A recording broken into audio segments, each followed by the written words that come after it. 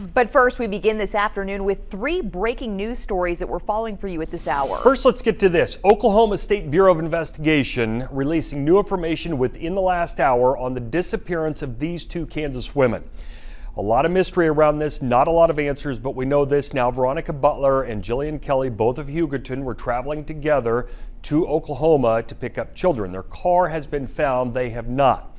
New this afternoon, OSBI now saying that based on the information it has, investigators do believe there is foul play involved in this. Not a lot of other details, though, being released at this time.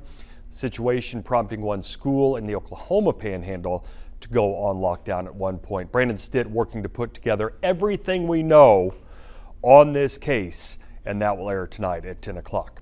Also,